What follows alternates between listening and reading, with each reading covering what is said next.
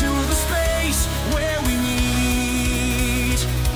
No hot extremes, just cool retreat. Ben's got the mic with a thoughtful sound. In the middle ground, truth is found. No left, no right, just wanna see the space where minds can wander free. When voices clash, it's a relief. Finding peace amidst the grief. We're walking that fine line. Joining hands is so divine. In our hearts where compromise is crowned. Together here on middle ground. More and more, every day, we are living in a binary choice world. It's time for the middle ground with Ben. Yes, indeed it is. And I don't know if I have my noise gate set up correctly on the audio. If not, we're just going to have to let it go. It's better than the last time anyway, I can already tell. Gonna do something a little different. Last time, did something different. I want to preface first that despite a few of my videos touching on the flat earth content, I'm not a flat earther. I think I've made my position somewhat clear. I'm kind of in the middle like I am with a lot of stuff. I've seen enough to make me doubt that we're living on a sphere, but we could be still, and I could just be looking at things wrong. The thing that really gets me is lack of demonstrated curvature from the ground level. Seems like people want to keep looking up to the sky to determine the shape of the ground. And that's where the proof seems to be the most prevalent of a sphere Earth. As this final experiment in Antarctica was supposed to have demonstrated with what the sun did. And there are people in the flat Earth community talking about the idea that that was nothing but faked and all that stuff too. I'm very hesitant to jump on board with that idea myself.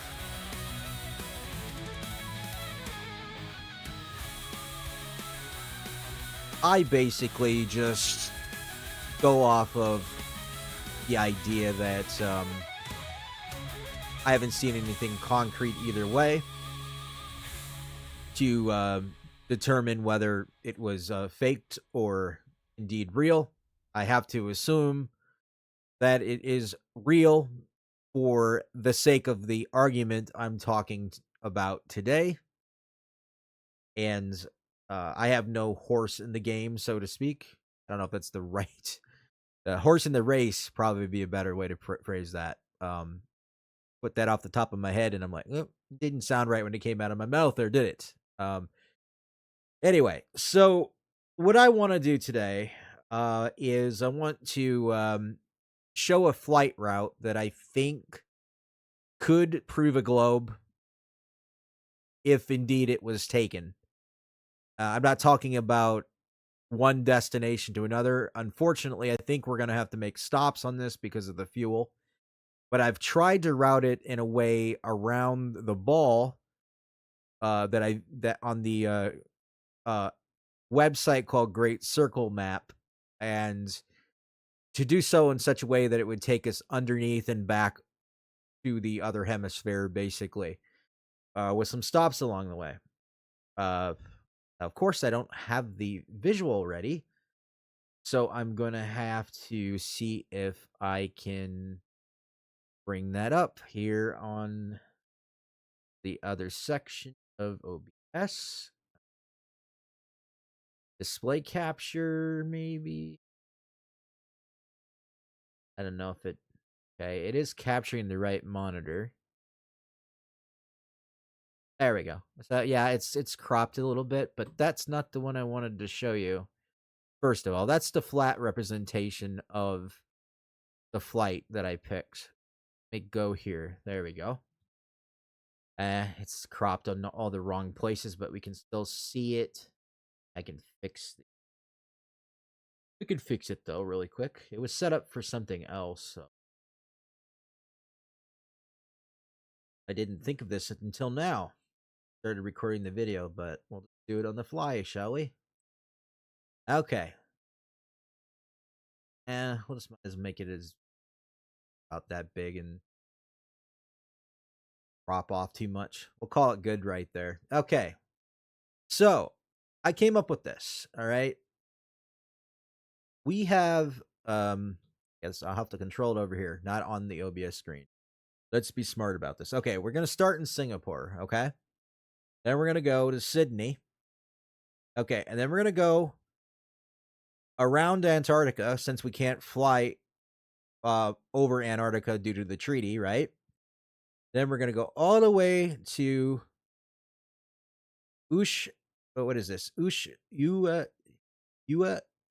I don't know how to pronounce that, but you can read it. All right, and that is in, I believe, Chile. I could be wrong exactly where that's located. I just yeah, it doesn't tell me on the airport, but I think I'm right on that. If not, it's South America for sure. This is near Punta Arenas, maybe. I don't know. I know that that's where they went.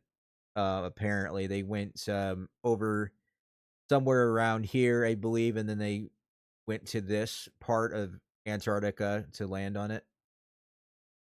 What is that called? The peninsula? I don't know what that's called exactly. I forgot the word. But okay, so then you're gonna go from there to Miami, Florida. Okay. Then you're gonna go to Yellowknife, Canada.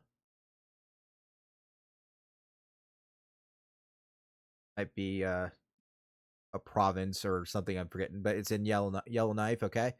Then you're gonna go all the way from there back to Singapore. Now we could do another stop somewhere here on the in this region here. Now you can pick somewhere over there and make another stop. You could do somewhere in Japan, but if you wanted to, but you would zigzag more. And according to the distance here, I mean the type of jet that I selected for this should be able to handle it. I don't remember which one it was at the top of my head.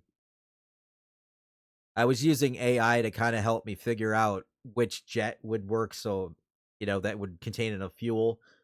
But it said the jet that was being used, and I could pull this up really quick. Just to give the name of it. Where is it at? I have so much text on here. I'll have to scroll up.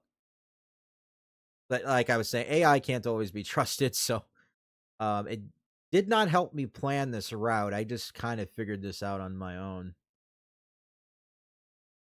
Where is it at talking about? Oh, a Boeing 787-9 Dreamliner is what it suggested, saying it could contain 14 enough fuel for like 14,000 some kilometers or something like that. So the stretch here on the last leg back to Singapore should still be doable even with that distance.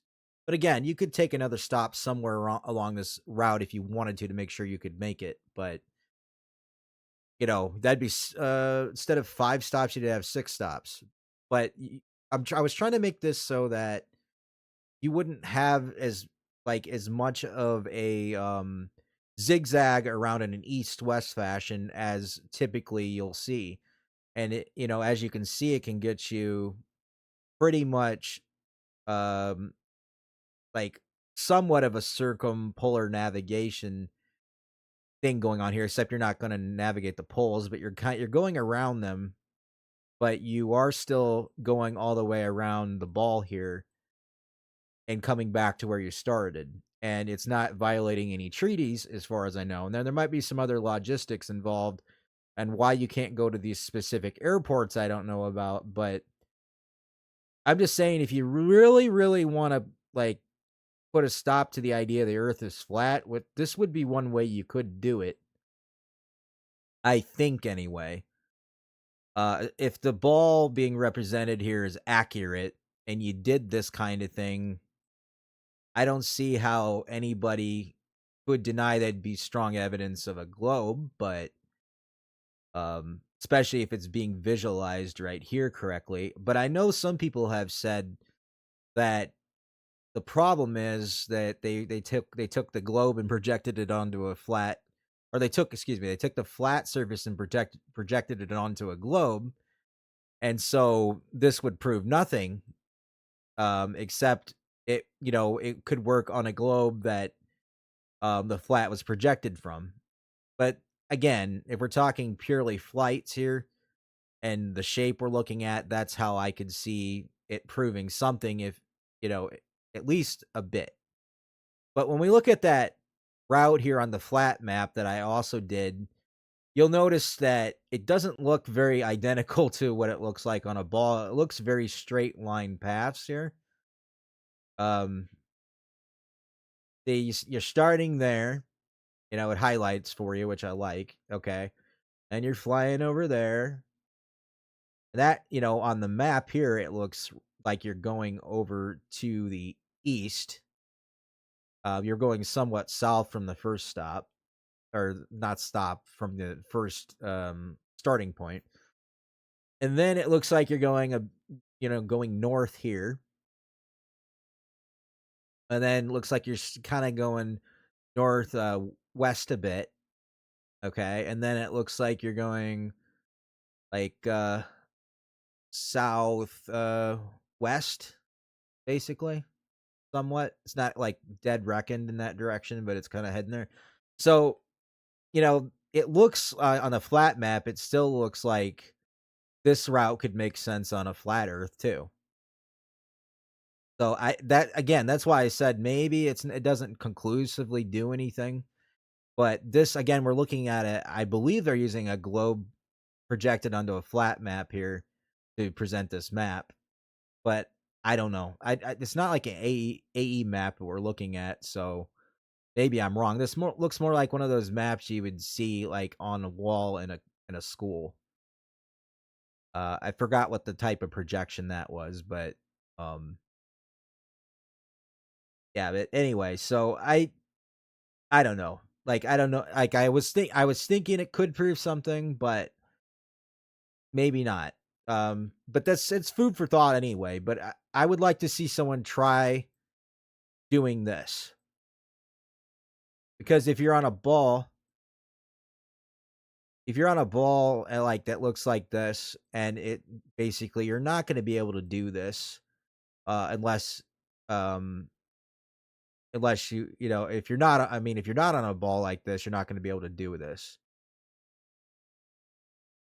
If you're on some sort of flat surface like the AE map would project it, I don't think this route. I can't project this onto an AE map right now, but I wonder what it would look like there. But I'm just saying. Apparently, the claim is you can't go north to south and go around the ball entirely like that. So, if someone can do this, it might prove something. It might not. I don't know. Like I said, food for thought on that. And I was gonna do like a much bigger video on this kind of subject, but the flight route thing is what came to mind. I was gonna talk about the overall angle of the flat Earth concept again, and why what it might be, what might be going on with the shape of things and how it was projected. And I already hinted at that. Like they're basically taking the sky, which looks globular to them, and they've created the lines of longitude and latitude from it and projected that into a spear shape across the entire way. But all it is the sky, and then the surface is actually flat. That would be my theory I would have if because I'm like trying to mix the two ideas together, and that's the kind of notion I've come with, and I don't know. I'm not conclusive on that though, but that would make sense to me if, the earth is in a complete flat place in a sense, so you could have evidence of it being a globe, but it would only be the sky that's the globe. The land's flat, and it would make sense that they would want to hide that kind of thing if it were true, to keep you from going here. No one can go here because it would expose that. And earlier when I made this, I thought doing this flight route might be definitive too, but I don't think it's entirely definitive until if we were able to go completely, taking like a direct flight over this continent of Antarctica and around and do what I'm doing here, except without all the zigzagging. And you could figure out stops along the way that would make that work. I mean, you could go start in Antarctica, go to Africa, go up here some, go over the North Pole, stop, and we could probably just stop somewhere here in Canada. Um, Now you're gonna have this vast. The problem is you're gonna have this vast ocean, so you're gonna have to stop in Hawaii, pretty much, and I don't know. Then maybe you'd have to zigzag in this direction and stop here, and then come back here. But that's your problem, because I don't think there's gonna be enough fuel to get. If the Earth is a ball this big, you're not gonna be able to get all the way from your stop in Canada all the way down here again. I don't think. I don't think the plane's gonna make it. Anyway, that's all I got for you. Tune in for the next episode whenever it is. Maybe I'll talk more about this, but I have to cut it short. Thanks for watching.